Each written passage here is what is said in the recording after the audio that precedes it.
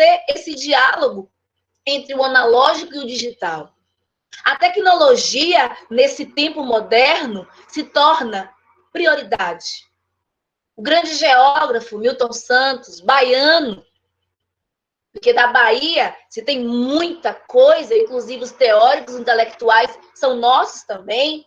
Ele fala que essa aceleração das inovações nesse processo contemporâneo soma a novos itens da história, soma também a um capitalismo que é um capitalismo perverso. É uma difusão que é desigual. Esses avanços tecnológicos, esse dito desenvolvimento, essa revolução, ela não é igual. Segundo Virilio, no seu livro Guerra Pura, a tecnologia que estamos vivendo hoje é semelhante ao que acontece na história da guerra. É uma história que camufla, que há desaparecimento, há dissimulação, essa modernidade com uma astúcia. É o desaparecimento da cidadania, do direito. Essa ideia de que qualquer lugar você chega e você não chega a lugar nenhum. É por isso que a gente tem que aproveitar essa inteligência da democracia e buscar nisso o cyberativismo. A importância desses movimentos sociais dentro desse lugar da internet. O cyberativismo é um conjunto de práticas em defesa de causas políticas, raciais, de gênero, religioso, socioambientais, sociotecnológico. É a expansão dessa rede para além das ações dos sindicatos. Observa que esse movimento são marcados por grandes valores, por sujeitos, por identidade. Esses ativistas, eles expandem suas atividades tradicionais, utilizando a rede para difundir informações e reivindicações. Nós temos que atingir a todos e todos, com o objetivo de buscar apoio, mobilização, criando espaços de discussão e informação, organizando e mobilizando internautas para ações e protestos que são online ou não. Nesse momento, precisamos desses ativismos para chegar às informações. As violências contra a mulher negra, dos negros, eles precisam chegar. Muitas vezes nós temos a sensação de que a violência está aumentando, não é isso? Nós estamos agora em rede, uma rede tecnológica, onde tudo chega com muita rapidez. É importante percebermos que as formas de organização e atuação seguem uma lógica de rede, bem como a própria sociedade. A apropriação das novas tecnologias, como a internet, vai surgir um novo ativismo, que é o cyberativismo contra o sistema da democracia geopolítica. E a partir disso, esses grupos conseguem atingir também esses inimigos ao sistema capitalista. A construção da identidade brasileira tem diversos contrapontos. Estamos aqui sempre acreditando combater uma cultura hegemônica, etnocêntrica. O nosso país ainda é patriarcal. O nosso país ainda padece de um sistema latifundiário. A cultura do plantation. A nossa cidade ainda é uma cidade que se acha parte da metrópole, se considera colônia. Nós não quebramos ainda isso. Este país ainda é o que mais discrimina as culturas africanas e indígenas. Com o advento da globalização, a identidade, a cultura sofre grandes mutações. A noção de cultura, segundo o Bauman, ela é múltipla. Só que estamos vivendo, para Bauman, num mundo líquido, com relações fluidas, frouxas e sem peso. E nós precisamos, nesse mundo capitalista, de liquidez, se ajustar para se manter. E normalmente estamos nos mantendo insatisfeitos, porque nós deixamos de buscar essa identidade para buscar ser parte do sistema capitalista. Para Bauman, a identidade ela vai se ajustando ao mundo da cultura de massa, onde tudo é efêmero. O grande sucesso é esquecido no ano seguinte e somos apenas uma sensação. Os sujeitos negros e negras, e também indígenas, passam por um processo de negação do seu pertencimento étnico-racial, com essa incorporação da ideia de inferioridade, segundo Munanga. É por isso que as situações de discriminações que são expressas, principalmente em redes sociais, é de extrema importância que sejam discutidas, porque ela não é individual, ela é coletiva. Toda luta, ela é coletiva. Nada que acontece com você na sua residência é só seu. Estamos em sociedade, estamos em rede. Os seus problemas são meus também. E ele tem que ser colocado para as pessoas estarem discutindo e estarem resolvendo. Claro que eu trago aqui toda a questão da internet, os problemas que envolvem a questão racial, mas nós também temos saídas. Nós estamos em um momento de muitas vitórias. A Lei 10.639, a Lei 9.394, são leis que vêm trazendo uma discussão sobre a história da África e da cultura africana neste país. A gente vem trazendo também a diversidade. Nós temos ganhos. E a gente precisa ter esses ganhos para a construção e valorização da identidade. Para valorizar uma diversidade que se comprometa com o povo. Ao analisar a história do povo negro brasileiro, verificamos que mesmo depois da abolição da escravatura, ainda estamos sobrevivendo, sem trabalho, sem escola, sem cidadania. Nesse momento de Covid, quem mais padece é a população negra, que é a população excluída. É uma população esquecida, não preterida. Todo mundo padece com o vírus. As pessoas estão internadas, as pessoas vão ser entubadas. Atores globais estão aí mostrando que todo mundo chega para todo mundo. Mas quem é maioria nesses leitos, e muitas vezes sem os mesmos cuidados, somos nós. Porque nós somos renegados como povo e fomos renegados como humanos. Não esqueça das teorias positivistas e das teorias evolucionistas. Em que lugar nós estamos? Nós não estávamos nem como humanos. E mesmo assim, nessa militância, nesse excesso, porque o tempo todo nós temos que ser excesso. Não basta falar. Tem que estar o tempo todo dizendo. Tem que estar o tempo todo lutando. Como Abdias, como Vilma Reis, como Sueli Carneiro, como eu. O tempo todo nós temos que dizer que precisamos de acesso à escola, a direito, ao voto, ao trabalho formal, ao atendimento público, porque ainda se permanece um país onde o racismo, o preconceito e a discriminação, ela está na estrutura social. As lutas do movimento negro devem ser respeitadas. Existem movimentos negros. E esses movimentos são um importante mecanismo de fomentação da identidade negra, de ações e políticas afirmativas para correções de injustiças sociais, raciais, econômicas, culturais e educacionais.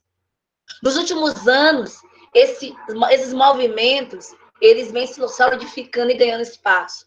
É importante dizer que os quilombos também são movimentos negros. Os terreiros de candomblé também são movimentos. As confrarias e irmandades também são. Não começa de hoje. Na década de 70 tem um grande bulto, nós temos a Frente Negra, nós temos a MNU. Mas essa militância começa quando o primeiro negro, no navio negreiro, prefere se jogar ao mar do que ser escravizado. Isso também é militância. Hoje, nós temos novas discussões na luta por políticas de igualdade, como intolerância religiosa, saúde da população negra, encarceramento dos cabelos, que também são discussões importantes. Mas o Estado ainda precisa assumir um compromisso com a inclusão e eliminar o racismo, o preconceito e a discriminação ainda presente na sociedade brasileira e ainda presente no programa político. O racismo, ele é presente no programa político. E nós, e vocês, enquanto estudantes, que serão profissionais amanhã, vocês têm um importante papel para a desconstrução dos efeitos psicossociais do racismo. Vocês têm que ter ação de escuta.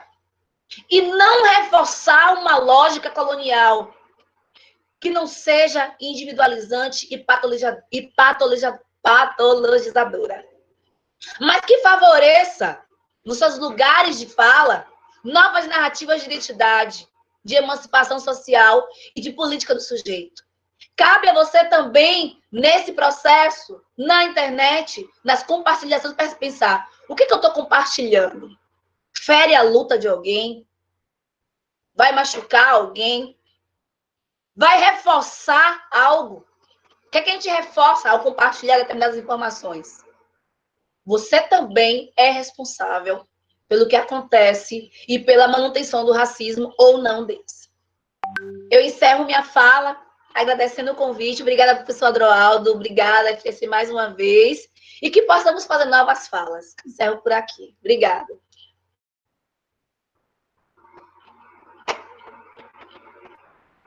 Maravilha de fala. Eu falei para vocês que essa fala é sempre uma fala encantadora, né? Com muita profundidade, trouxe, inclusive, autores assim muito contemporâneos, antigos, né? Eles estudam essa questão por muito tempo, mas esse brilhantismo na sua fala também remete a pensar um dos aspectos que nós trabalhamos, inclusive, nas nossas aulas, que é a desigualdade racial, né? E que ela é um elemento muito forte historicamente no Brasil. Eu sempre muito uso, Liz, uma coisa que você sempre diz, né? E que a Macota também falava de muito assim, né? Quando ela dizia assim, eu não sou escrava, eu fui uma mulher escravizada, né? Uma educadora havaiana. Então, a perspectiva a gente tem que ver historicamente, porque a terminologia escravo parece que já está vinculada e necessariamente não se trabalha uma perspectiva conceitual de que é um modo de trabalho que foi extremamente excludente para um período tão cruel que foi o processo de colonização brasileira, né? Então, trazer essa fala, ela apenas fortalece esse contexto da desigualdade brasileira que, infelizmente, tem cor, né? É uma desigualdade que tem cor e que vai se reverberando em várias outras gerações por gerações. É por isso que precisa se ter política de reparação muito profunda para que a gente possa garantir que essas populações que foram excluídas ao longo da história, elas possam ter oportunidade no mundo contemporâneo. Né? Então, assim, essa é um pouco da lógica. Nós, povo negro, sofremos essas várias e várias processos de discriminação que permeiam, né, por todos os campos, dentro de uma institucionalidade, dentro de uma normalidade nos produtos culturais que são produzidos.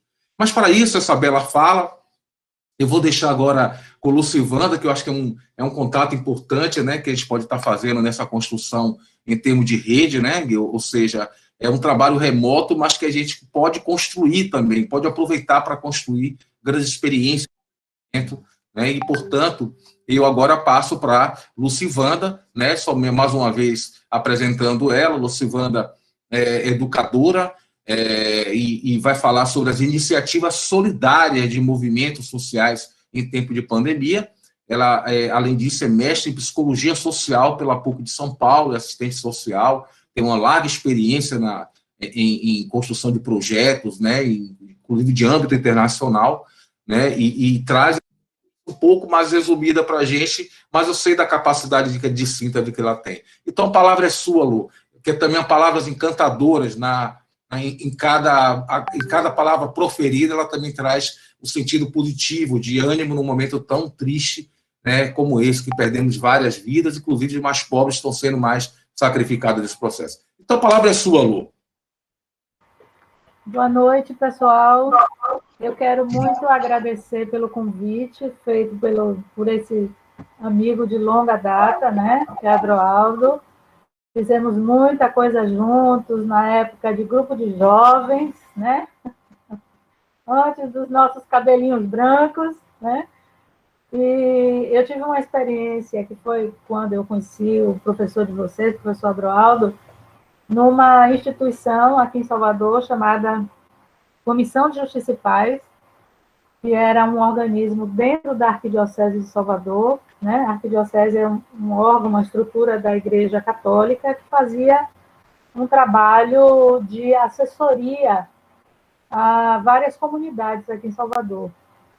E por meio desse trabalho de assessoria a essas comunidades, a gente viu crescer alguns movimentos, né, de luta por moradia, de luta por saneamento, por transporte, luta da juventude, a questão também do fortalecimento do movimento negro, né? Então, quando essa conexão, né, entre essa oportunidade que eu tive de conhecer o professor Adroaldo ainda jovem, né, eu também era jovem, e agora ouvindo a professora Liz falar, veio toda uma lembrança, né, daquele tempo que a gente estava lá nas comunidades e fazendo esse trabalho de contribuição para que as pessoas compreendessem o seu lugar no mundo e os direitos que essas pessoas tinham, que sempre foram direitos negados, e que elas ao menos nem mesmo sabiam que tinham esses direitos. Então, a gente fazia esse trabalho, a gente era bem jovem ainda, 20 e poucos anos, mas já tinha essa consciência de que nosso lugar no mundo, né, como, no meu caso, como estudante de serviço social e depois como profissional de serviço social, era levar essas informações que a gente tinha conseguido dentro da universidade, dentro do movimento estudantil, para esse povo, para poder compreender o seu lugar e começar a lutar por esses direitos, né? Então, quando a professora Liz traz essa fala tão potente, tão firme, me lembro muito da época que eu tinha mais ou menos essa idade também, com essa vibração toda, né? E a fala da professora Liz também me trouxe, na verdade, assim, eu quero trazer para vocês o meu tema para apresentar uma coisa bem concreta, né, algumas experiências que eu vou depois descrever para vocês, mas queria me remeter à fala da professora Liz em um outro aspecto que ela colocou, a questão da identidade, né? E que o professor Adroaldo, no final da fala dela, também resgata, que a gente tem uma sociedade em que a identidade, para alguns segmentos, né, no caso os segmentos menos favorecidos, ela é uma construção que vai se cristalizando, né? Então, o meu mestrado foi feito numa experiência com moradores de um conjunto habitacional do projeto Singapura, em São Paulo. E o Singapura era uma iniciativa da Prefeitura Municipal, na época era Maluf, o prefeito, e ele fazia propaganda de que ali era a melhor política habitacional do Brasil, né, porque tinha tirado as pessoas da favela e levado para prédios, né, com uma melhor qualidade sanitária, uma melhor qualidade de moradia. No entanto, ao conversar com esses moradores, a gente entendia, eu consegui entender, na verdade, né, que esses moradores não estavam assim tão felizes com essa mudança, porque a vida na favela, apesar de várias precariedades, tinha também suas coisas boas, por exemplo, espaço para criar um bicho, né, para fazer um quintal, né, a própria relação com os vizinhos e várias outras coisas. E quando eles mudaram para esse conjunto habitacional, o que aconteceu foi que eles deixaram de dizer que moravam nesse conjunto. Por exemplo, quando fossem para uma loja fazer um cadastro, né, para fazer uma compra, eles jamais diriam aquele endereço, embora fosse um conjunto habitacional, porque estava subentendido no seu interlocutor a compreensão de que aquelas pessoas ali eram ex-favelados, né? Então, isso é algo forte que a gente vive ainda hoje, né, em relação às pessoas negras, em relação às pessoas pobres, mais vulneráveis, né? Essa identidade cristalizada é algo que ainda emperra, inclusive, a visão que se tem, né, pelos governos e pela sociedade em geral sobre os direitos para essas pessoas, né? Então, eu queria fechar essa introdução que eu fiz, fazendo um link com a fala da professora Liz, e entrar propriamente no tema que eu trago para vocês, que são as iniciativas solidárias de movimentos sociais em tempos de pandemia. Claro que eu não vou falar de todas, eu vou falar de algumas iniciativas Eu tive a felicidade de fazer um trabalho recentemente, por encomenda de uma organização aqui, que tem sede aqui em Salvador, mas é uma organização de porte nacional, que é a SESI, Coordenadoria Ecumênica de Serviço, que apoiou diversas iniciativas, tanto por meio de projetos de financiamento, como por meio de apoio a determinadas campanhas que foram feitas nas redes sociais, na internet, nesse período da pandemia, né? Não sei se todo mundo conhece aqui como é que funcionam os movimentos sociais. A gente falou um pouco aí dessas décadas passadas, né? Como era tudo presencial, muita reunião, muitas iniciativas locais, né? Algumas iniciativas de articulação um pouco mais amplas, mas sempre tinha esse componente presencial e, principalmente, tinha também um componente, continua tendo, mas eu quero fazer esse destaque em relação ao que tem acontecido nesse período da pandemia, que os movimentos sociais e as organizações da sociedade civil, né, como se conhece hoje também, foram criados como alternativas para solucionar problemas que o povo mais vulnerável enfrenta, né, e que não são respondidas pelas políticas públicas, né, pelo Estado. Então, esses movimentos, em várias áreas, trabalham pela defesa de direitos. Então, a gente tem movimentos urbanos, rurais, que lutam por moradia, por trabalho, por terra para plantar, por saúde, defesa de crianças e adolescentes, defesa do povo negro, indígena, mulheres, uma infinidade, né? E esses movimentos, nesse período da pandemia, sentiram muito na pele os impactos fortes sobre as pessoas mais pobres, porque é o público prioritário com os quais esses grupos trabalham, né? Então, o que aconteceu com essas organizações? Logo no começo da pandemia, houve uma certa fase de paralisia, né?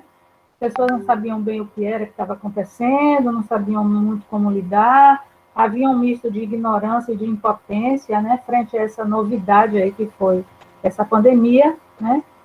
E só que o movimento seguinte foi cair a ficha, né, como se falava antigamente. Hoje nem existe mais ficha telefônica, mas a gente fala cair a ficha no sentido de cair, tomar consciência de que esse público com os quais as organizações e os movimentos trabalham estava sofrendo muito fortemente, mais do que todo o resto da população, os impactos econômicos e sociais dessa pandemia, né? Que são o desemprego, as péssimas condições de moradia, as péssimas condições sanitárias, né? E aí, o que aconteceu com essas organizações? Elas tomaram a consciência de que não poderiam ficar de braços cruzados frente a essa realidade e nem continuar apenas fazendo o seu trabalho considerado mais político ou politizado, e precisaram também realizar algumas ações mais no campo da ajuda humanitária, né? Para muitas organizações isso foi uma novidade, porque elas não tinham esse viés de atuação, né? Mas as organizações têm muita capacidade de se reinventar, né? E de se adaptar aos contextos. Então, o que eu vou trazer para vocês são algumas experiências. Se a gente tivesse mais tempo, seria interessante até mostrar algumas delas, mas eu vou mostrar para vocês aqui um retrato do que foram essas iniciativas, né? E vou apresentar para vocês quais foram também os públicos que foram envolvidos por essas iniciativas, os tipos de mobilização, alguns aprendizados e alguns desafios, né? Espero fazer isso de uma forma breve, né? E o professor Adroaldo fique bastante à vontade para me cortar se eu estiver passando muito do tempo. Não, então, vai falando, Lu, vai falando.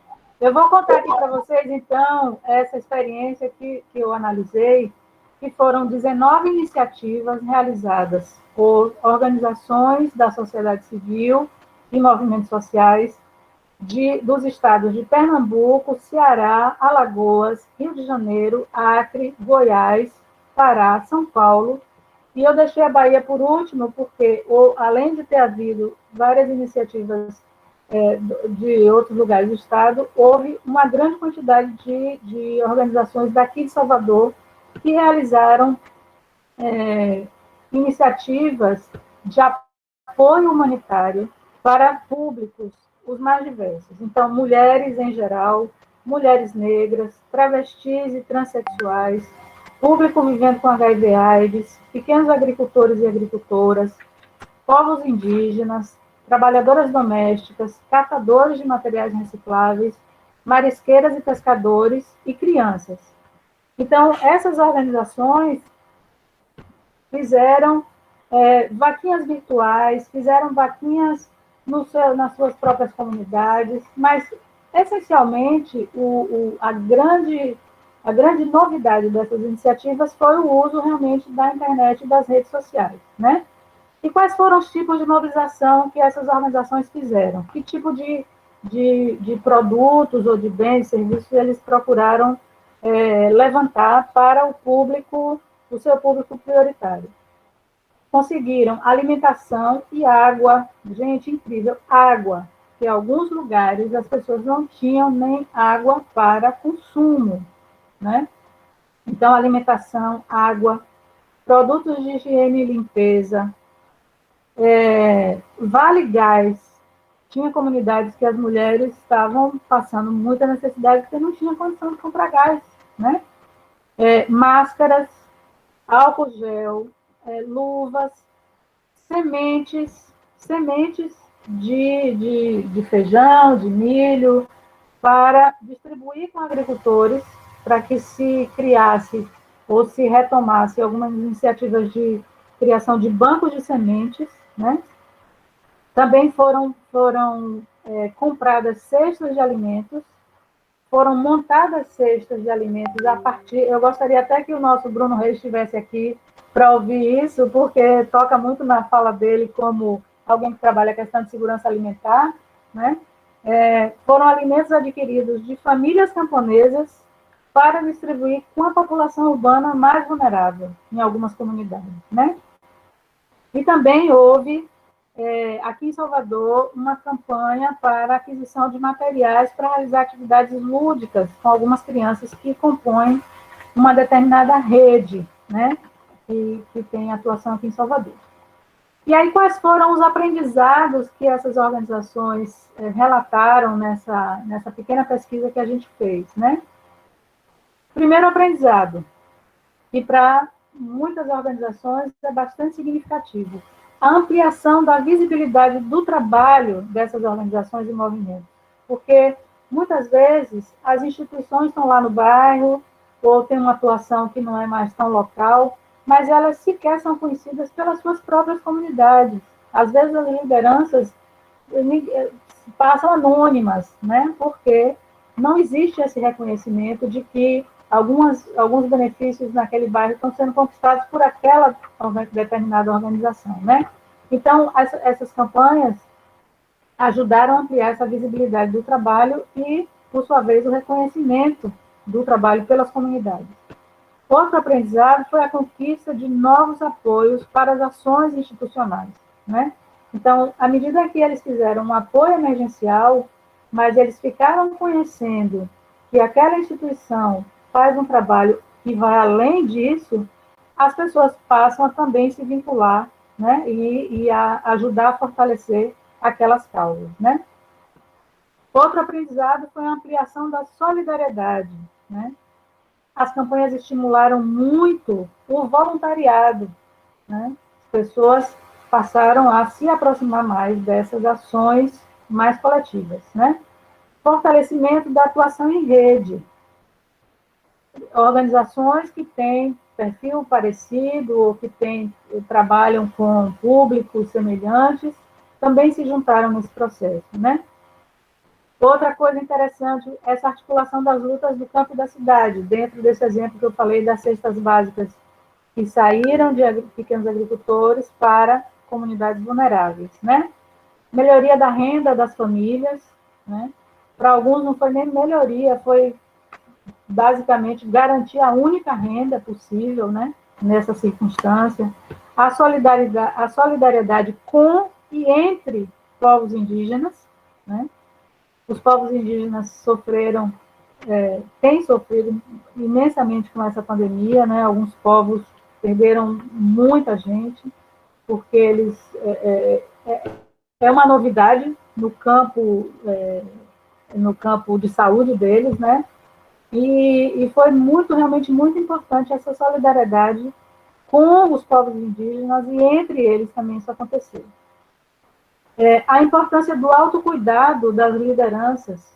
Muitas vezes as pessoas, os ativistas e as ativistas, são pessoas que estão ali, né, trabalhando o tempo inteiro e sem se preocupar também que precisam se fortalecer na sua saúde, no seu bem-estar emocional também para continuar fazendo esse trabalho. Então, algumas iniciativas trouxeram como algo importante também esse olhar para a importância do autocuidado, né?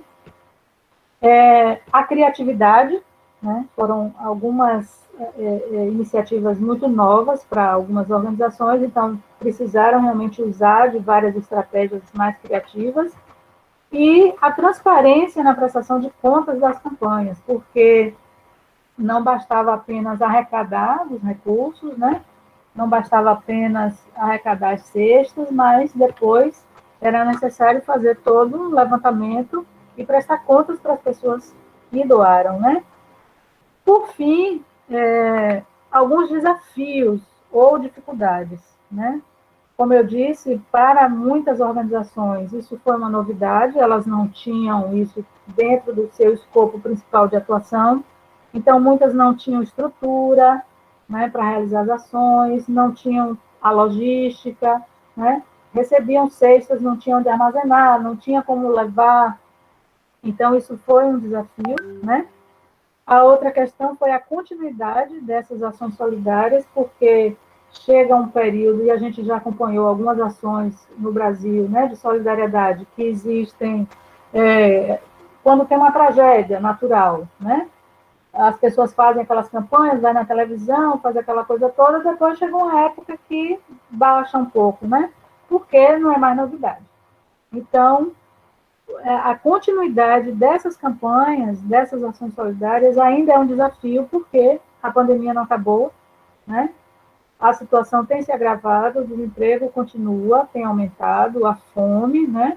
Muita gente voltou para a linha da pobreza mesmo, né? Da miséria. Então, esse é um grande desafio. Como dar continuidade a essas campanhas?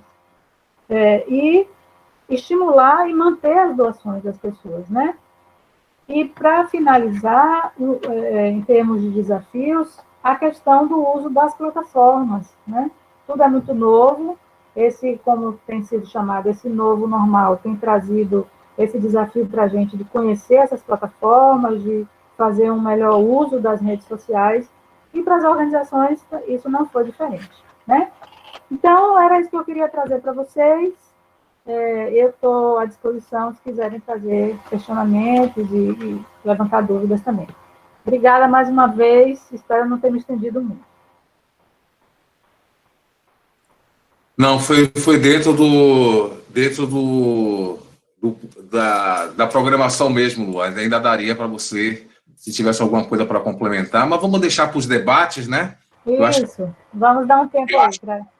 Exatamente, eu acho que nós tivemos aqui, por exemplo, hoje uma participação muito interessante. Nós estamos aqui só no Meet, aqui pelo Meet, nós temos, pelo YouTube nós temos 30 pessoas, aqui pelo Meet 76 pessoas, então foi uma participação muito boa, até porque a gente justamente faz essa atividade específica de programação, com o objetivo justamente de instigar vários e outros debates e que possa também, nesse espaço de aprendizagem, construir também outros olhares, outras visões. Aqui a gente sempre fala aqui que somos uma sala democrática, pelo fato de que as pessoas estão sempre abertas a ouvir, a debater, e é muito bom esse ambiente. Então, Eu acho que a gente precisa trazer um pouco desse debate que estamos aqui. Acho que alguém pode me ajudar também. Não sei se foi alguma... Aqui teve um comentário. Deixa eu ver se tem algum comentário. Acho que eu teve alguns problemas aqui no YouTube. E aí, portanto, agora vocês ficam com a... Podem agora se manifestar. Agora que eu tenho que colocar isso. A palavra agora é de vocês. Nós, de novo, não Não, surgiram... os colegas. Os colegas, ok. É porque como eu não vi aqui nenhum tipo de pergunta, até agora eu não vi aqui, não consegui acompanhar, porque eu também entrei muito depois, por causa... Aqui no Meet também não vi perguntas. Aí agora está aberto agora para o debate, para a contribuição, não somente perguntar, mas também trazer questões, né? Eu não estou vendo aqui no Meet questões que foram trazidas. Acho que só perguntaram mais sobre a lista de presença. Onde está a lista de presença? Acho que estou mais preocupado com a lista de presença do que o debate, gente. E aí, como é que é? Também só vi ali. Eu só pergunto onde está a lista de presença. Eu não acredito nisso. Aqui tem, por exemplo, Henrique fala sobre Arlindo Veiga dos Santos e a Frente Negra Brasileira, Liz. Então está surgindo já aqui, viu? Aqui também tem, tipo assim, ó, Érica fala sobre arrasou, né? Falando para vocês aqui da mesa. Maurício fala arretada, né? Com uma expressão muito próxima aqui nossa do recôncavo. Egon fala maravilhosa, né? Parabéns para a mesa, né? Aí fala da segunda lista, deixa eu ver, quero a segunda lista. Acho que o pessoal não veio para a palestra, veio para a segunda lista, viu, gente? Infelizmente. Estou usando o link de minha filha, sou José Neto de Oliveira, está aqui falando também, que é presente. E também eu quero saber, agora eu vou deixar que eles falem, porque afinal de contas é uma roda de conversa. Quero ver como é que a turma agora vai se manifestar diante das contribuições que foram dadas aqui.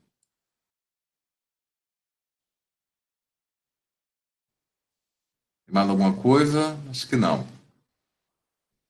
Que é uma turma bastante ativa, né? Debate bastante. Eu queria ouvir essas turmas debatendo com a gente aqui. Cadê vocês?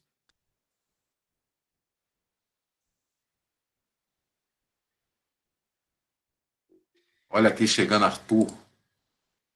Arthur, você que está chegando agora aqui. Vou esperar aqui que a turma se manifeste. Mas enquanto a turma vai se manifestando, que eu tenho certeza que eles estão aí, vamos fazer um pouco desse link, né, do que foi o dia, a noite de hoje, que a gente teve no primeiro bloco, né? No primeiro... Oi, Darlan? Fizeram uma pergunta aqui no chat do YouTube, o Leandro Falcão, ele queria perguntar para a Lucivanda.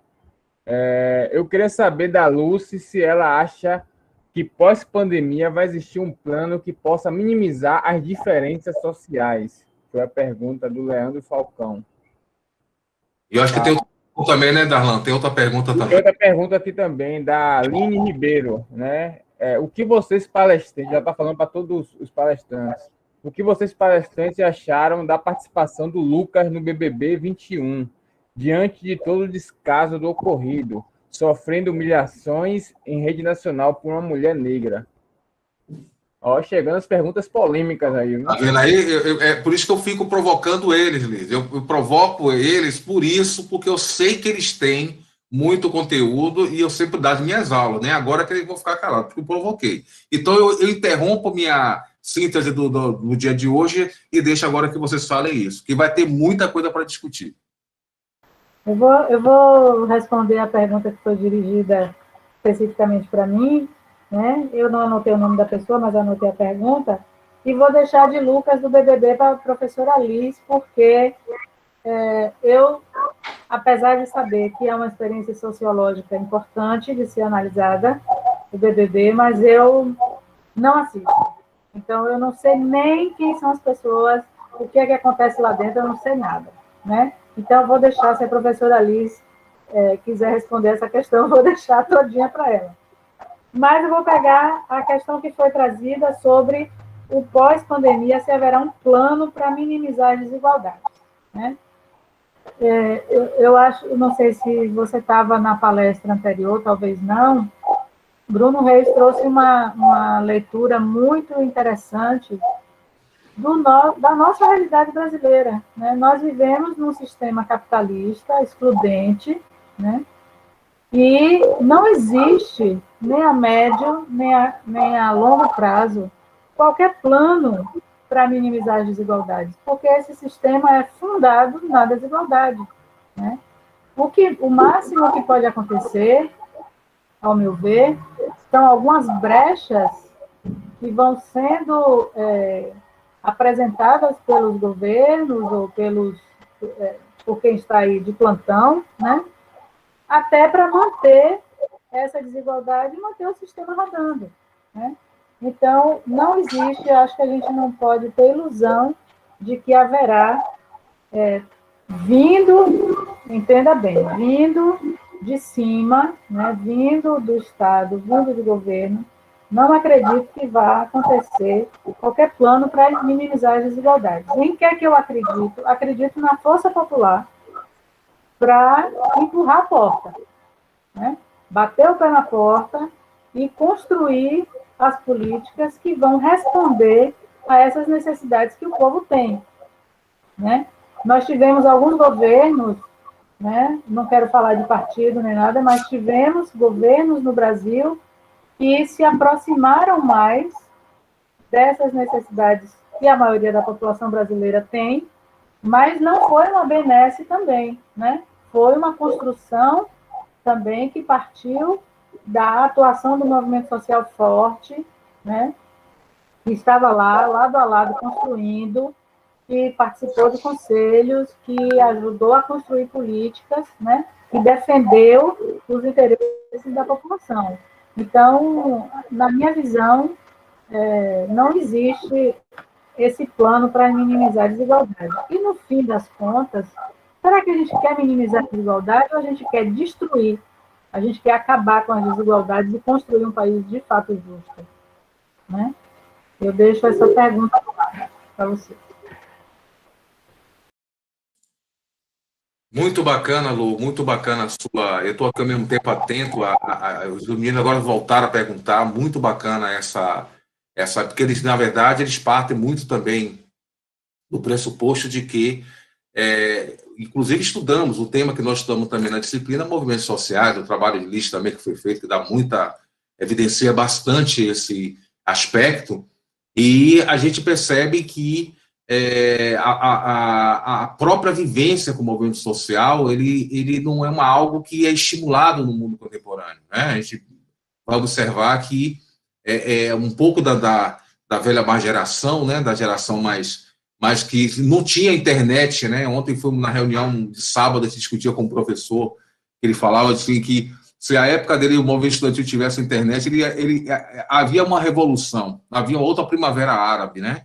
Que você tinha um outro patamar de organização nos grupos de jovens, Grêmio Estudantil, na década de 80, onde você tem justamente a lei que autoriza novamente criar os grêmios livres, que até então eram centros cívicos, que eram controlados pela política, pelo projeto militar, né? Você tinha também organizações sociais, mas você tinha um projeto militar de criar as entidades com compromisso apenas de manter ordens, né? Ou seja, criar sujeitos muito mais para controlar os colegas, denunciar os colegas, do que propriamente ser um grêmio livre.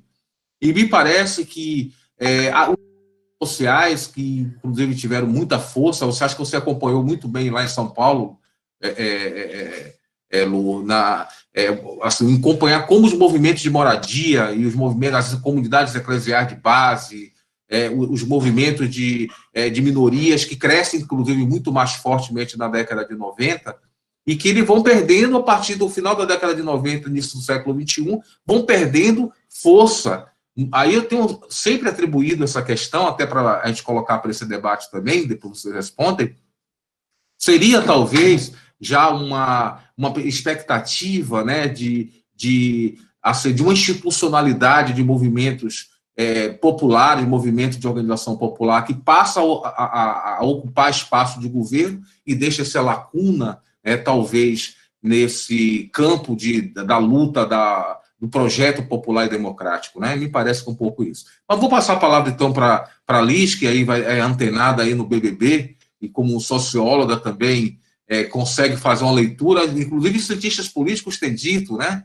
Têm falado muito sobre isso, dizendo que o BBB passou a ser também um dos indicadores para estudos nesse campo das opções do povo brasileiro em algumas questões que são colocadas ali. Por favor, Lígia, a palavra é sua. Ai, meu Deus! Vou ter que fazer um site, tricotei com a sociologia. A sociologia do conhecimento aqui, professor Elísio, maravilhoso, espero que ele esteja bem. Como não discutir, né, os reality shows? Tem vários agora, né? De Férias com Meu Ex, A Fazenda, Big Brother, todos em Floripa. São tantos, né? E você acaba pensando o seguinte: qual a necessidade disso? Né? Desses realities. Eu lembro que a primeira vez que eu assisti o Show de Truman, é um filme de 98. Eu achava que aquilo ali seria uma forma assim, seria loucura, né? Como é que existiria pessoas que estariam sendo filmadas? E hoje eu vejo que as pessoas, inclusive, sabem e querem estar neste lugar, né? E quem vai para aquele lugar compreende que haverá indisposições e haverá problemas e haverá situações, porque nós somos humanos, né? Nós vivemos em redes, nós somos sociáveis, mas nós dividimos a casa e a rua. Roberto da Mata trabalha isso, né? A gente fala divisão. O que nós somos na rua, nós não somos na casa. Tem um livro que eu gosto muito, que é A Representação do Eu na Vida Cotidiana, de Goffman, que ele afirma que nós somos uma representação e uma performance. Nós fazemos na rua o que as pessoas esperam, nós somos bons atores, porque nós somos observados. E para não ter assimetrias, constrangimentos e mal-entendidos, nós empregamos estratégias para uma impressão aceitável. É por isso que nas redes sociais nós mostramos o que o outro quer ver. Nós queremos passar uma mensagem, assumimos uma postura. E nas redes sociais nós podemos estar maquiando o que nós somos, mas talvez em um reality show não. Nós não podemos esquecer que nós, negros e negras, nós reproduzimos o racismo. Assim como nós, mulheres, também reproduzimos o machismo. Afinal de contas, o projeto político, ideológico, racista, branco, deu certo? Ele deu certo? Ele foi criado, ele foi pensado, o racismo brasileiro, ele foi estruturado. Não podemos achar que o projeto era simplesmente escravizar pessoas, colocar ele na plantação de açúcar. Não era isso, não. O projeto era você ver o negro da Casa Grande como um inimigo seu, porque estava na Casa Grande, estava ali se alimentando. E você que estava aqui fora era o inferior. Eram hierarquias, sendo que todo mundo sofria violência. É por isso que a gente não pode ponderar dor. Em mim dói mais porque eu sofro tanto. No outro dói menos porque ele sofre. A gente não pode estar equiparando. Não sei exatamente como foi essa discussão com o Lumena, ou com o Lucas, ou com a Carol Conká, mas o que eu percebo é que figuras como homens brancos dentro desse reality show, que tem posturas machistas, homofóbicas e racistas, você percebe que há uma outra interpretação. Recentemente eu vi alguém dizendo que uma das meninas, agora que está na Berlinda, ela não consegue construir uma fala corretamente. E ela é uma cirurgiã dentista. Enquanto a outra menina, a Lumena, ela precisou provar que era psicóloga para provar também que era alguma coisa. Há uma necessidade dessa aprovação. Muitas vezes, quando eu sou apresentada dentro da minha família para pessoas de fora, a minha família, para dizer que eu sou algo importante para ela, diz: essa daqui é estudada, é inteligente. Quantos de nós não fazemos isso? Quando vai apresentar um amigo, esse aqui é o doutor, ele é doutor, viu? Como se aquilo ali fosse todo um ser. Nós reproduzimos.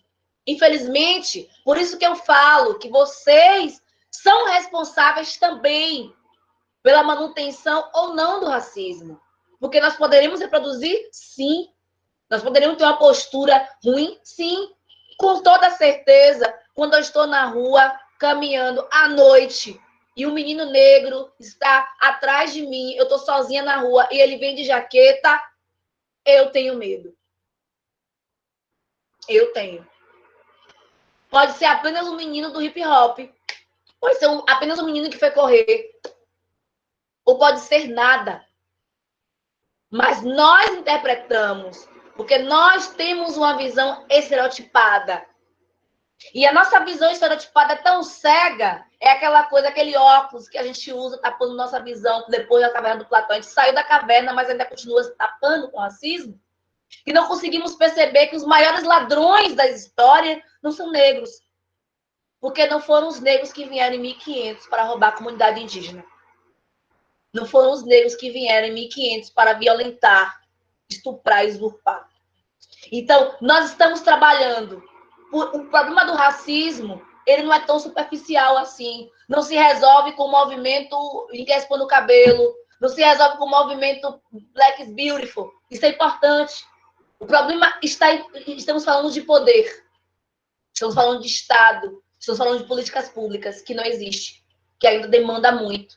Porque talvez se a gente tivesse reality shows para fazer outras discussões, para pensar construções políticas, projetos políticos, as pessoas também poderiam ter acesso a mais informações. Não esqueçam que o problema que teve recentemente com o João, do cabelo dele, que foi comparado ao cabelo de uma pessoa de povos primitivos, quando ele foi comparado, ainda tinha pessoas que queriam equilibrar. Não, mas isso é bobagem, está comparando porque é grande, um cabelo mal feito, mal cheiroso, querer comparar com o de João. E ele não foi escutado. Assim como se Lumena estivesse, não seria escutada. Assim como se Carol Conká estivesse, não seria escutada. O Lucas também não seria, como a Camila não foi. Quem foi escutado, todo mundo bateu palma e compartilhou o vídeo, foi do Thiago Leifert. Porque o nosso lugar de fala não é suficiente. Nós ainda vivemos em um mundo que temos que ter tutores. Não basta negro criar quilombos. Não bastou Palmares, Dandara criar quilombos. A gente tem que falar dos abolicionistas. Porque se não fala deles, é como se não tivesse luta. Então, o problema é muito mais intenso do que podemos pensar. Há pluricausalidades. O estudo sobre racismo exige de nós muito aprofundamento. Muito aprofundamento. Por isso que o conhecimento ele se faz importante para entender que nós também caímos em armadilhas. Nós também somos sujeitos e reprodutores desses processos. Aí, gente, que coisa maravilhosa. Mas tem mais coisa, viu, gente? Eu disse a vocês que, quando a galera também começa a perguntar aqui, Mirelle fala o seguinte: cheguei aqui no final do outro horário e estavam falando sobre auxílio emergencial e penso nas pessoas que realmente não têm acesso à internet e para se cadastrar no auxílio emergencial é necessário fazer o uso de apps. Geralmente são essas pessoas que mais necessitam de auxílio. Ela, inclusive, aqui, se você quiser fazer um comentário daqui a pouco sobre isso, deixa eu ver, a Aline fala, e sobre toda a ajuda que a população vem recebendo, seja ela pelo governo ou pela própria população, ainda tem uma porcentagem de pessoas que se aproveitam dessas situações atual para enriquecer em cima do sofrimento das pessoas. Também outra questão que foi trazida aqui por Aline Souza. Érica fala, Érica de Deus, né? Que interessante. A gente estava somente com vergonha, voltamos, o Tiago está dizendo que não falou antes porque estava com vergonha, gente. Mas essas pessoas que estão aqui são altamente abertas, você pode participar. Não vejo nenhum interesse dos governantes em acabar com as diferenças sociais, é o que fala Cíntia Rosário, né? E aí Mirelle concorda com ela. Aí Lucas traz, nobre Mirelle, permita-me fazer uma objeção. O trabalho na Caixa, em relação ao auxílio emergencial, houve um meio de agregação para as inscrições no programa social através da agência de Correios, justamente para viabilizar as pessoas que não têm acesso temáticas. Assim como o saque dos valores ou de beneficiários que não têm acesso ao aplicativo da Caixa tem aplicativo para utilização dos valores, podem sacar diretamente da agência. É uma informação aí de utilidade pública aí também, tentando também minimizar um pouco do caos, né, que a gente tem vivido hoje no mundo inteiro.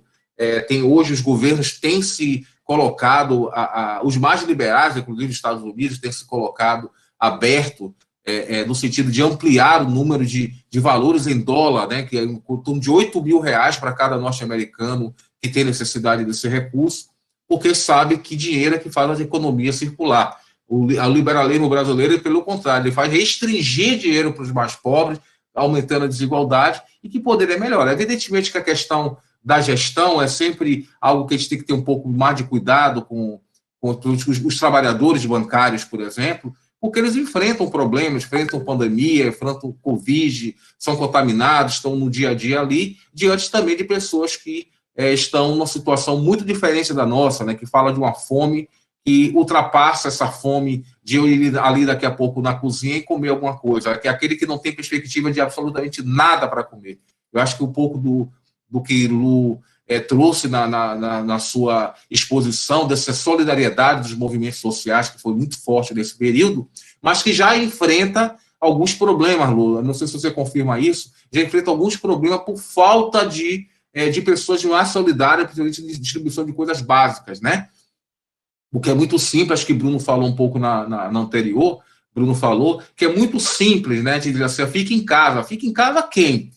O pobre trabalhador, que ainda, inclusive, no cotidiano tem que enfrentar um ônibus, transporte coletivo, e que coloca totalmente em xeque essas questões que dizem respeito à pandemia da Covid-19, né? Que é um fator muito importante, inclusive, que coloca muito mais claro para nós a desigualdade social que a gente há muito tempo ficou aí escondida atrás da mídia, escondida atrás das narrativas que eram produzidas o tempo todo. E ela está hoje colocada aí. A outra questão também que Jéssica Oliveira coloca, que a verdade, Aline, logo no primeiro auxílio foram muitos. Acredito que nesse segundo teve mais uma peneira, porque conheço pessoas que foram reaprovadas sem ter direito de questionar, né? Pois não precisavam. Difícil as pessoas não terem esse acesso.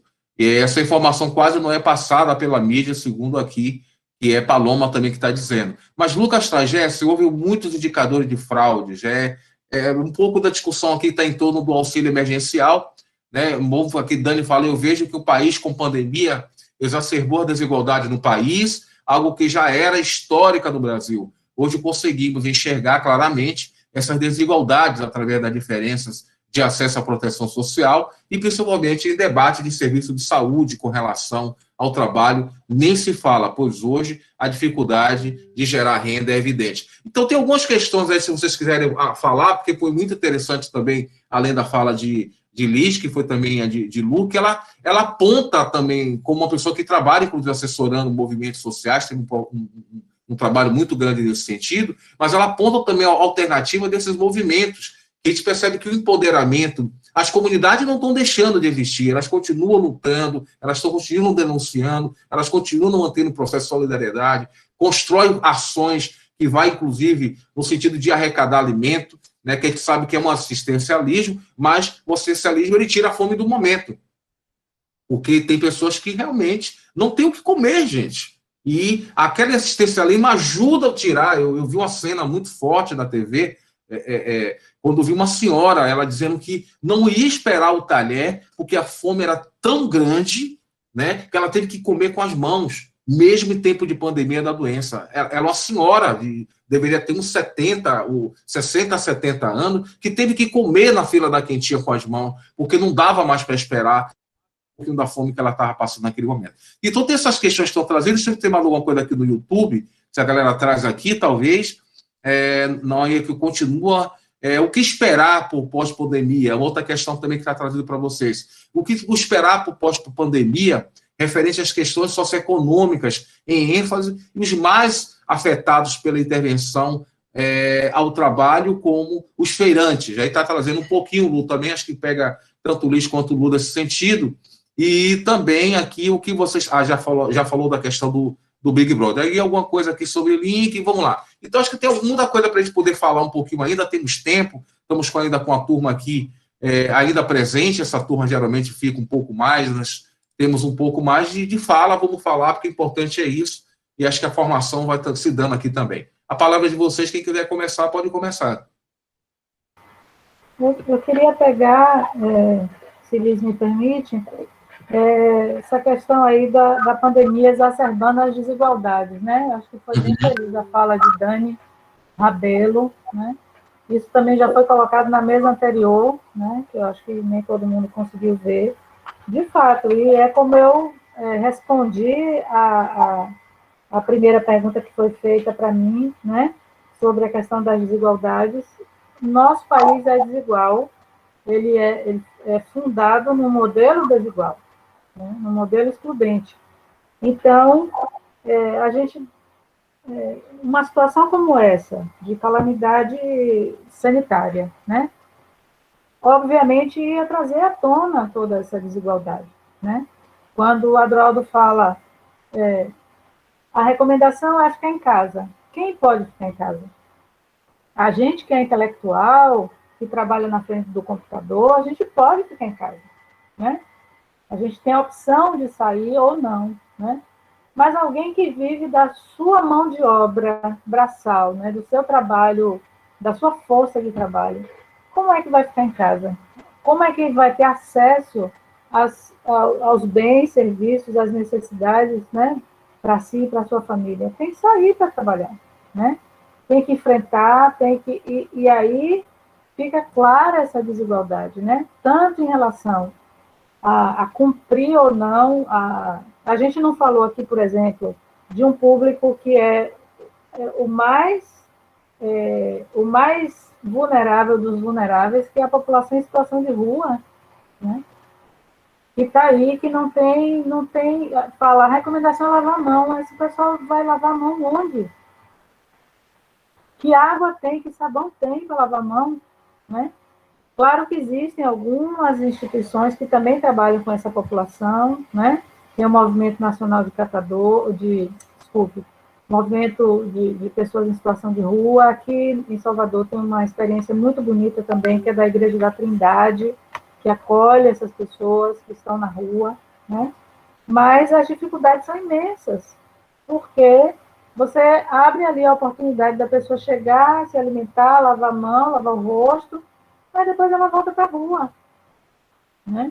Ela não tem um lar para voltar, ela não tem um abrigo para onde voltar, né? Para poder cuidar desse lado sanitário aí, que está sendo colocado como uma das principais formas de contenção da contaminação, né? Então, eu acho que realmente, e o que esperar da pós-pandemia, já juntando com essa questão que foi colocada, né? E quando falou dos feirantes, eu estou entendendo que a pessoa que trouxe essa pergunta está falando também dos trabalhadores informais, né? A gente não tem uma política clara de assistência para trabalhadores informais no Brasil, né? A gente não tem uma política clara. Então, em que essas pessoas estão se apegando? Quais são as alternativas que elas têm? A auto-organização, né? Cooperativas, coletivos, né? Propostas mesmo que partem dessas pessoas para tentar superar essas dificuldades, ou organizações de apoio a essas populações, né? Porque, do ponto de vista governamental, a gente não tem políticas claras, né? Para políticas bem definidas, né? Para esses públicos. Agora, eu quero tratar de uma pergunta que foi lançada no chat, e que eu acho que você não viu, Adroaldo, que é sobre o movimento social partidário. Eu não consegui localizar quem foi que fez essa pergunta, né? Não vi, mas eu vou você buscar. Chegou a ver? Uma pessoa falando sobre a questão do vínculo partidário dos movimentos sociais, né? Isso é um fenômeno interessante da gente analisar. Eu não tenho dados em relação a outros países, né? do mundo, nem da América Latina, nem de outros, né, de outros continentes, mas aqui no Brasil isso é uma realidade, isso está muito imbricado, né? Porque, normalmente, o que acontece? Os movimentos sociais, muitos deles nascem de uma forma relativamente autônoma, né? Nascem a partir de uma necessidade que um dado segmento ou uma dada população está enfrentando e quer solucionar, né? Muitas vezes surge assim, de uma forma espontânea e autônoma, mas as dificuldades são tão grandes que aí encontram um parlamentar, um vereador, alguém que é candidato e que se oferece para apoiar, e essas pessoas acabam se vinculando, né? Eu entendo que essa vinculação tem a ver muito com afinidades de propósitos, de objetivos, de interesse, né? O que eu acho, e que eu não acho negativo, assim, em princípio. O que eu acho ruim nesse processo é os movimentos se aprisionarem a esse tipo de relação, né?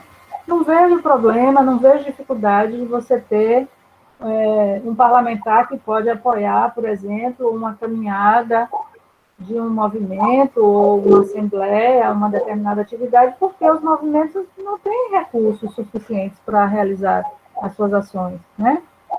Mas muitos movimentos passam a ser o que a gente chama de correia de transmissão, né?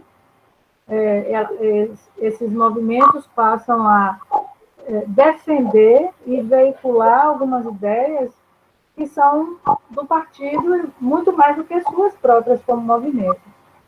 É essa dimensão que eu acho mais complicada, né? Agora, como é que se soluciona isso? É fortalecendo as organizações, os movimentos, para que eles tenham autonomia, né?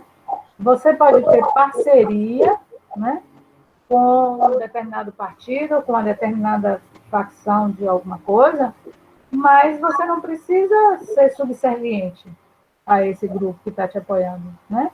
Você deve, não só pode, como deve, construir sua autonomia nesse processo. Ótimo, Lu, ótimo, bem esclarecedor, muito bem esclarecedor. Acho que essa questão do modelo de sociedade que foi formado o Brasil, né, já nasce desigual. Já nasce desigual, com alguns privilegiados e uma maioria trabalhadora escravizada numa outra condição. Historicamente, se perpetuou dessa forma. Então, deixar agora para a Liz também vai fazer. Tem muita coisa que não foi falada aqui, não foi trazida no outro debate, então, sobre a questão. Muitos bons comentários estou vendo aqui, mas hoje foi o primeiro dia, né, o primeiro dia dessa atividade que nós estamos fazendo. Algumas pessoas até falaram sobre o discurso partidário, uma colega falou que era um discurso partidário, mas tratou disso aqui também, que era uma aula de cidadania, mas um discurso partidário, mas na verdade não é bem isso. As pessoas vêm à mesa para fazer debate, não é necessariamente... a gente não pode tolher a pessoa de falar aquilo, ela sendo convidada, ela vai falar a vivência dela, e às vezes pode ser que confunda o partidário, o discurso partidário, ele estaria falando de um partido, de outro partido, ele está falando de uma política de governo. A gente tem que saber diferenciar o que é política de partido, o que é política de governo e o que é política de Estado. A gente não ficar, para não atrapalhar um pouco, que às vezes, todas as vezes que fizer uma crítica a uma política de governo, acha que está afetando o presidente.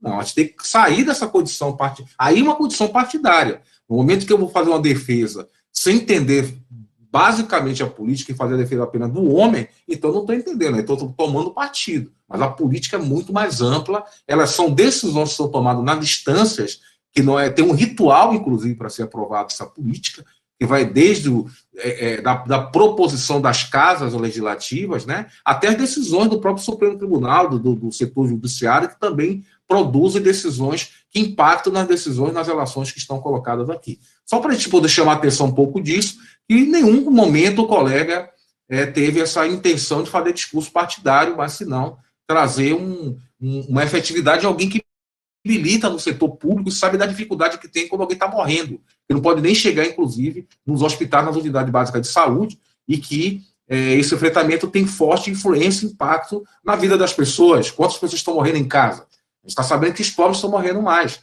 E a gente sabe também que existe aí toda uma política contrária ao avanço, principalmente da vacinação, né, que isso depende muito, porque muitos países, como o Chile, que é muito menor do que a gente, evidentemente muito mais pobre do que o Brasil, ele conseguiu negociar a vacina muito antes do início da pandemia. A resistência a negociar a vacina que trouxe esse problema para cá, para nós. Mas aí eu passo, portanto, a palavra para a Liz, que ela também tem algumas questões a levantar, foram várias questões que foram trazidas do encontro da primeira roda até essa segunda roda agora da noite, e aí a palavra é sua, Liz. Como sempre, as mulheres têm palavras inteligentes, né? Lu conseguiu esclarecer muito, muito belo, foi muito belo o seu esclarecimento.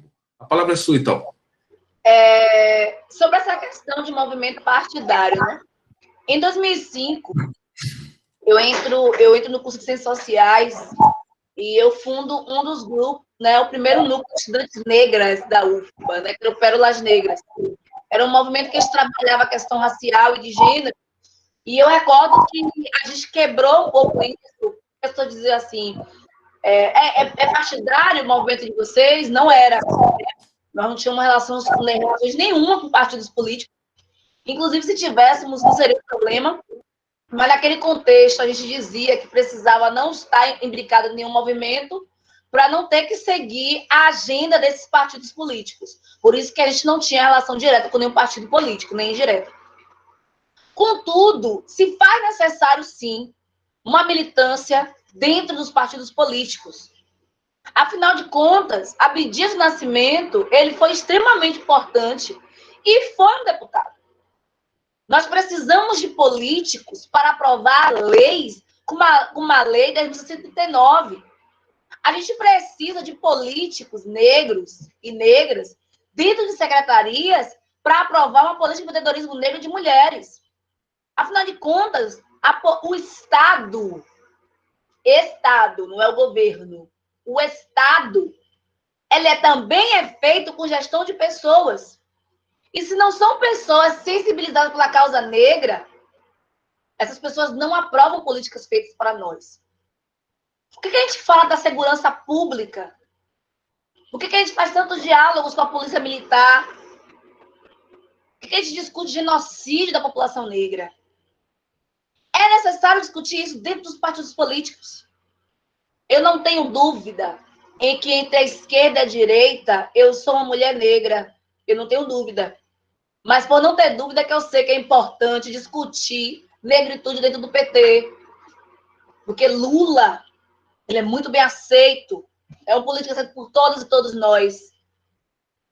Mas ele é um homem não negro. Entre outros políticos que nós aprovamos, nós acordamos, que seriam importantíssimos. O Ciro Gomes é um homem importante também, entre outras pessoas, mas são homens não negros. Será que nós estamos dispostos a aceitar esses negros dentro da política como candidatos à prefeitura, a uma presidência? Como é que seria isso? Os partidos, como é que funciona essa questão dos partidos com essas mulheres que são candidatas, esses negros candidatos?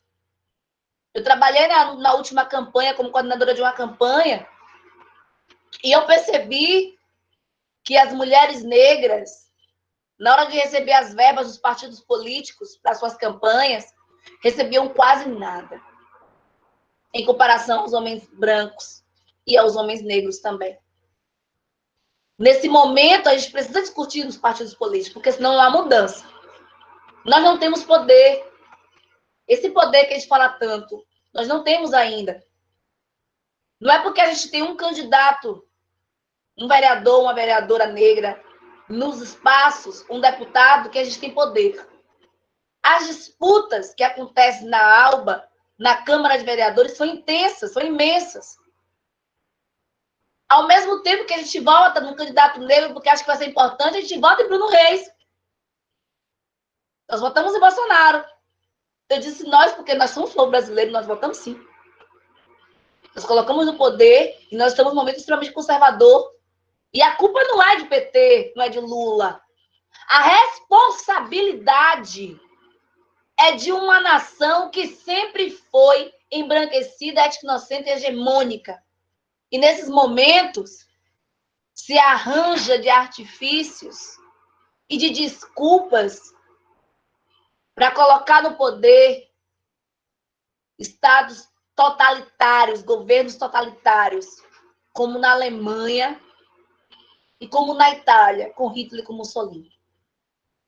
Nós aprovamos, sim, o genocídio.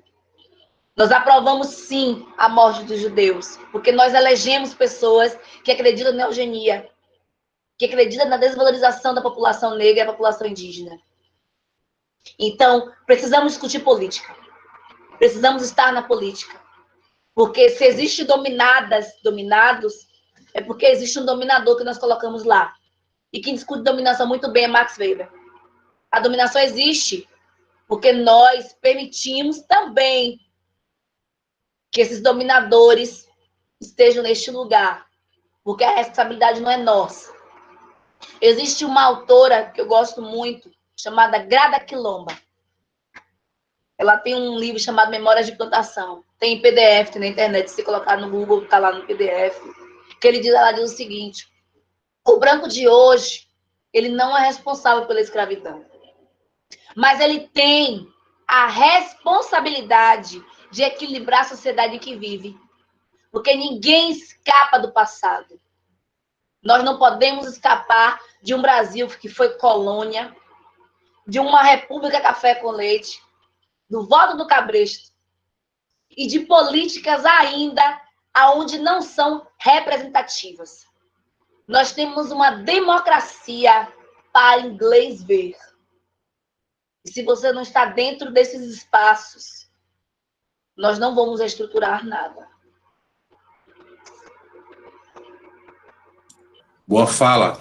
E ainda tem coisas aqui, essa turma assim, é muito boa, né? Porque a gente vai fazendo aqui, por exemplo, tem Mirelle fala, Denilson, David, não, pergunta em um país que é tão bipolarizado como o nosso, qual o risco do movimento social partidário?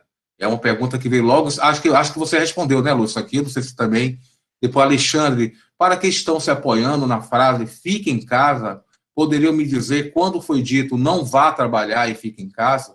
Houve esse movimento? Pois é. Eu acho que a ideia da gente, inclusive uma questão interessante disso que você fala, Alexandre, porque o próprio trabalho mesmo de ficar em casa é também um discurso muito de classe média, né? Como o Lu e Liz falaram aqui, né? E fica em casa, né? Aí outro colega, o professor teria que sair, Dani já está se despedindo também, Henrique fala, per capita o Chile é bem mais rico que nós, o Brasil só é populoso, mas o Brasil também tem uma per capita muito grande. Agora, o problema nosso aqui é a desigualdade social, que é muito grande, Henrique. É muito grande, e evidentemente que o Chile é um país menor, que concentra algumas riquezas, mas o Brasil, ele hoje, se quisesse ser um país de grande potência, de primeira potência mundial, muito mais do que a China, ele seria. Mas o problema é que nós temos uma classe dominante que não gosta de ser poderosa, ela quer ser sempre aquela que depende do dedo dos Estados Unidos para sobreviver, né? Luciana aqui fala também, a pandemia agravou uma disparidade socioeconômica, já existente uma mazela que nos acompanha durante muito tempo, e ainda assim é notório o quanto o brasileiro tenta se adequar da maneira que pode, diante das dificuldades que vivenciamos. Pois é, ela fala assim, esse meio caos. E Cariane, sem as mulheres negras que se candidata, nem todas ganham, né?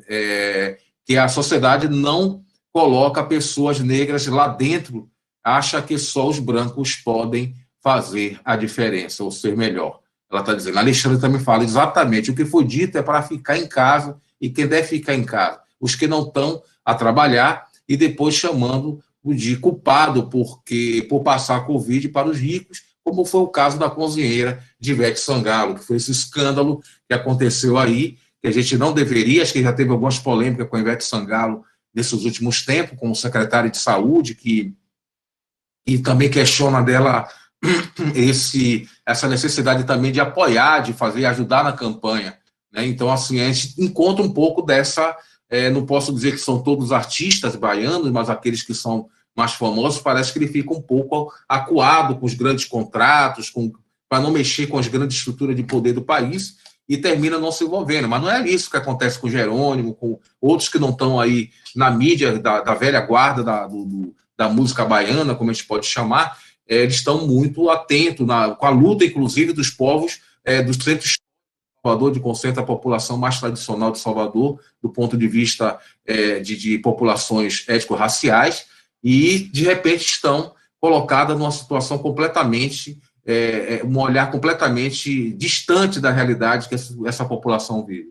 Então, a gente precisa, na verdade, ter um pouco desse momento de também ver outras visões, né? Ver como, por exemplo, esse debate que foi trazido hoje como uma perspectiva de olhar a realidade da desigualdade brasileira, e a pandemia também expõe isso, e como também existe possibilidade de os movimentos sociais se autossustentarem por várias outras perspectivas. Foi feita uma belíssima exposição pelas duas mulheres, assim, que eu tenho um apreço enorme em termos de inteligência, de sensibilidade, que foi Lu e Liz essa noite. Acho que Liz deu LL hoje, né? Deu LL em termos de...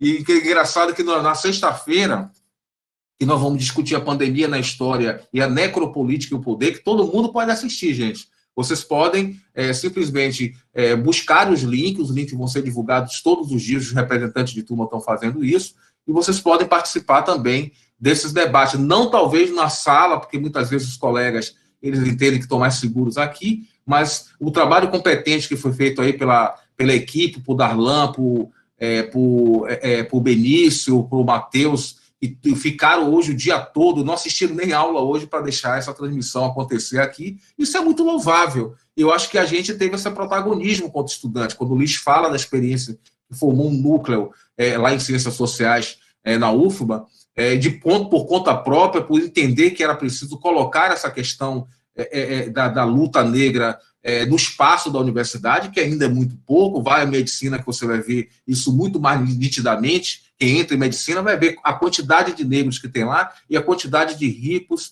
e, ao mesmo tempo, brancos que estão lá ocupando aqueles espaços. Mas eu quero dizer que, em outras palavras, que fica nessa mensagem dessa mesa de hoje, é essa possibilidade que nós temos também de fazer um enfrentamento, encontrando os mecanismos. Porque não adianta a gente achar que vamos nos tornar sujeito porque participamos de uma roda de conversa como essa. Pelo contrário, mas ele é um espaço também de dar instrumental para fazer o fortalecimento da luta e do enfrentamento daquilo que nos oprime.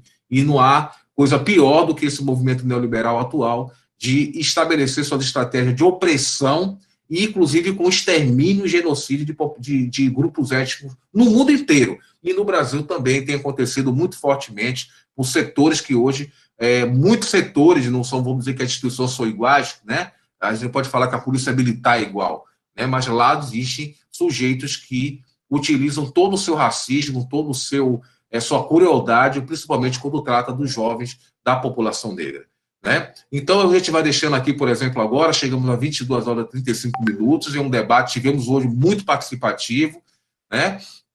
Eu vou deixar agora para as palavras finais das nossas belas palestrantes, né, que tiveram falas muito esclarecedoras. Parabéns para as duas.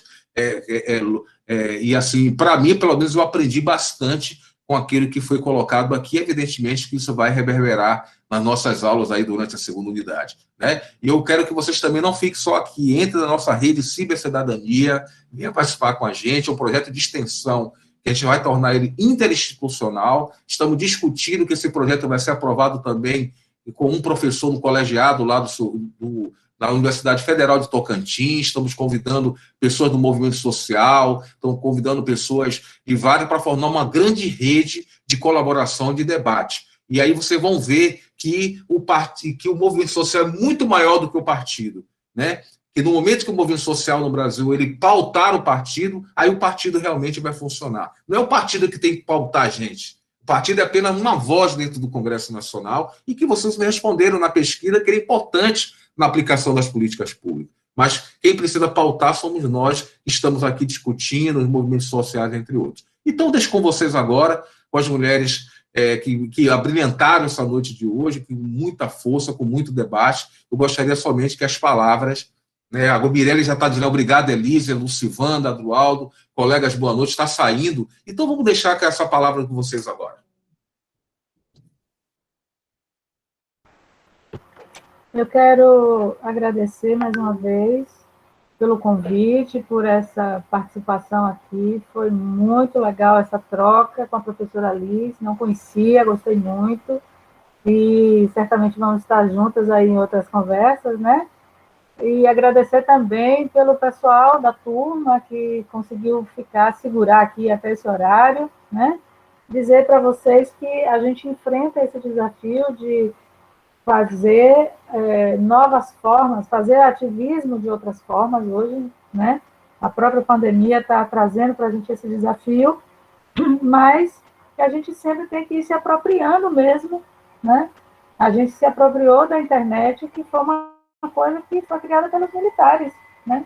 E hoje a gente usa a internet para o nosso benefício enquanto organização, enquanto sociedade civil organizada. Então, eu acho que o caminho é esse mesmo. Estou muito animada aí com essa rede de cyberativismo e vou chegar mais perto. Tá? Um abraço para todo mundo, boa noite. Obrigada, meu querido amigo. Você também, Lu, pelas suas belas palavras. Eu já vi Lu fazer palestra para 5.000 pessoas no Teatro do ICEA. Isso foi para mim eu lembro muito disso, Lu. Você pode não lembrar, mas eu lembro, porque eu fui também aquele formado através dessa grande rede de juventude, né? E que trouxe hoje um pouco dessas experiências para cá hoje. Agora é com você, Liz. Agradecer mais uma vez pelo convite. Obrigada, professor Adroaldo. Muito obrigada pelo carinho, pelo respeito. Isso, para nós, o nome disso se chama gratidão. Oportunidade. É o que falta para muitas de nós. A oportunidade. Professora, muito prazer conhecê-la. Espero que a gente possa estar em outros momentos, que essas redes elas possam estar juntas, que a gente possa se juntar cada vez mais. Agradeço a turma, agradeço a todas e todos que estão aqui até agora. Todo mundo está cansado, todo mundo quer descansar, mas mesmo assim, a sede de conhecimento, ela fala mais alto. E deixe-me terminar com uma frase de Grada Quilomba, que é a minha tchutchucuminho. Trabalhar o seu próprio racismo é um processo psicológico e não está relacionado com moralidade. Ele começa com a recusa, passa pela culpa, que se transforma em vergonha e segue até alcançar o reconhecimento. Uma vez que você tem alcançado o reconhecimento, você começa a reparar estruturas e o estágio da reparação. Que possamos passar por todas as etapas, porque todas elas são necessárias. Obrigada, meu povo! Por hoje é só! Muito legal, prazer. A gente está convidando você, Liz, a participar da nossa rede Cibercidadania também. Você já tem um projeto em mãos, ali vai ser transformado num projeto de extensão interinstitucional. Quero! Viu? E aí vai ser muita contribuição boa, e a gente tem a perspectiva de criar uma rádio web, vai ser associado com um professor da disciplina de sonorização, e um canal que está sendo responsável por isso é Darlan e Benício. Mostra aí, Darlan e Benício, um pouco para o povo conhecer vocês também, que vocês vão fazer parte desse movimento muito fortemente. Benício, apareça um pouquinho aí, mais Darlan.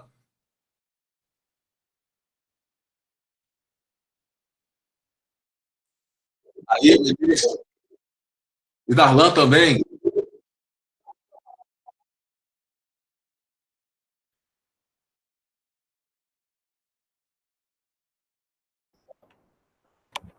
Eu quero chamar também que as meninas, Natália e a Aline, que se puderem aparecer também, né, para poder também cumprimentar o pessoal. Fala, Darlan. E aí, gente, foi muito bom. Darlan, Vocês estão me vendo? Então, eu estou dizendo o seguinte, sem vocês não teríamos essa transmissão de hoje, né? Entendeu? Hoje foram a responsabilidade. E queria ver as meninas também, a Aline e a Natália, que são representantes de turma. Professor, eu estou parecendo uma doida. Não tem problema nenhum. Assim que então o Darlan fala, eu quero que você dê uma palavrinha também com a turma, tá? Tá bom. Foi um prazer enorme receber você. Esse trabalho aqui que eu fiz com o maior prazer, Benício aqui, apesar de ter perdido aula, mas eu recebi informação que não teve aula, para minha sorte. Mas foi muito prazeroso esse encontro, né? Eu queria agradecer muito os palestrantes, todos eles e os que já foram também, que eu não tive a oportunidade de se despedir. A Lúcia, a Elísia, muito obrigado mesmo. E foi muito importante, né, a fala de vocês nesse momento que nosso país está vivendo, né? Esse momento de calamidade pública que esse país está vivendo. Ter pessoas como vocês, com a visão de vocês, é enriquecedor. E eu queria muito agradecer a participação de vocês. Valeu. Das meninas Obrigada, Darlan, pelo suporte. Darlan e Benício, né? Benício, os meninos que vão cuidar pela técnica aí, valeu. Eles vão cuidar do nosso canal. Já a proposta está organizando um canal e a rádio web com o professor José Rios, que vai juntar a disciplina dele. Essas meninas aqui ficaram até 21 horas de sábado, quase 21h30 de sábado, trabalhando para que isso aqui acontecesse hoje, gente. Então, eu quero aqui reafirmar que a escolha delas para serem representantes de turma. Eu quero dizer que a Aline, Liz e Lucy, a Aline é aqui da FTC Salvador e Natália da FTC Vitória da Conquista, entendeu? Para você ver como capital interior, estamos aqui, as redes estão permitindo isso, a gente conversa somente via mediação tecnológica. Quem gostaria de falar primeiro, Aline ou Natália? Vocês que vão dizer, quem é a escolha aí? Eu posso falar, professor. Queria agradecer a todos pela oportunidade. Muito nos agrega de diversas formas enquanto alunos, né? Porque a gente está aqui participando de um movimento que ele nos atinge de diversas formas, né? Uma nova forma de enxergar a educação e uma nova forma de descentralizar a informação, né, e o acesso. Isso é muito importante, né, para todos nós. Estar nessa administração também nos agrega no sentido que nos traz experiência, e o professor, ele nos dá uma autonomia muito grande, e isso nos motiva muito, né? Eu queria agradecer a todos, o professor Adroaldo, a todo mundo que me ajudou, Natália, que é minha parceira, sem ela eu não conseguiria, né, porque é uma correria diária. Então é isso. Boa noite, muito obrigada. Ok, obrigado. Fizeram um trabalho fantástico nos bastidores. Você estava pensando que elas estavam aqui somente, elas estavam lá distribuindo a lista de presença, tirando dúvidas, foi uma coisa fantástica. A equipe, mas não somente elas, todo mundo da equipe se envolveu aqui. Fala, Natália, a voz de Vitória da Conquista agora. Boa noite. Vocês conseguem me ouvir? Sim. Eu estudo no Polo de Vitória da Conquista, mas eu sou de Poções. Quando tinha aula presencial, eu viajava todo dia de Poções até Conquista. E já era um choque grande, assim, meio que de conhecimento, de cultura. E quando passou a ter o EAD com vários polos diferentes, aí que eu me choquei com várias culturas diferentes, mais conhecimento. Foi uma experiência muito especial. E essa roda de conversa também foi uma experiência extremamente importante, extremamente especial e enriquecedora. Quero agradecer ao professor por nos proporcionar essa experiência diferenciada. Também queria agradecer às palestrantes que trouxeram questões muito importantes e muito enriquecedoras. Esse projeto de trabalho tem me apaixonado tanto, me fascinado tanto, porque eu tenho tido contato com pessoas de outras áreas. Eu sou da área de psicologia, Line também é de psicologia, e está tendo contato com várias outras áreas que são diferentes das nossas, tem proporcionado muito conhecimento.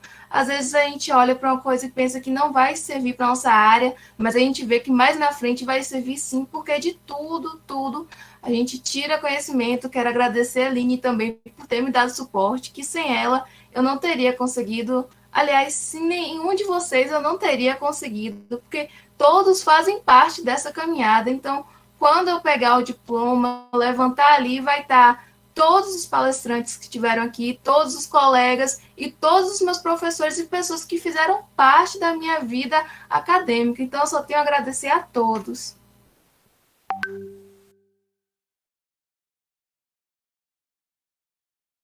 Que depoimento lindo, que depoimento lindo. Eu quero dizer até para vocês aqui o seguinte, que nós temos um diário de bordo, né, no trabalho que a gente faz, e que eles vão registrando essas experiências, como a Natália acabou de registrar aqui, eles vão registrando, né? E eu quero também já dizer em primeira mão o seguinte, que não deu tempo na primeira, que foram muitos problemas técnicos,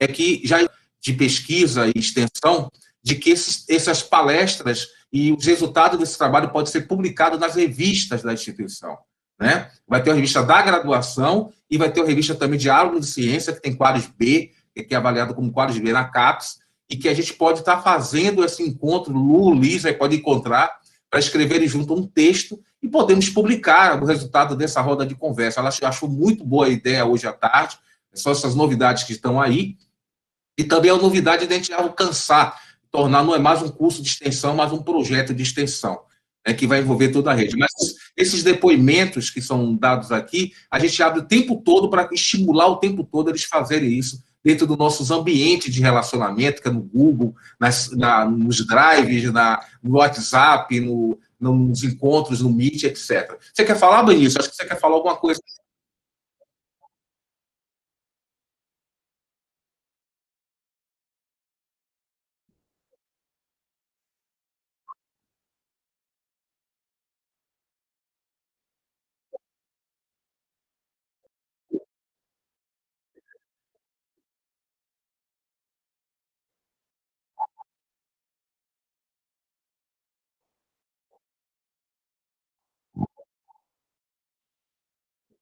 Uhum.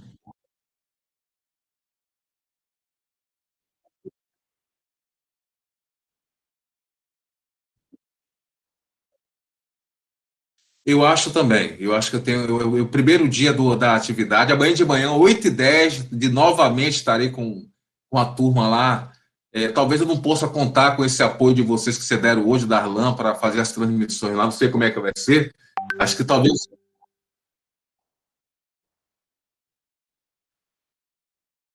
E aí eu talvez tenha que fazer diferente, né? Porque amanhã vai ser também um debate pela manhã. Mas esse link você não pode criar, a gente discute daqui a pouquinho. Eu falo com vocês daqui a pouco.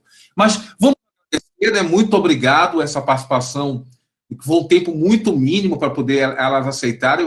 Isso para mim é gratificante, né? Porque foi praticamente um contato de uma semana.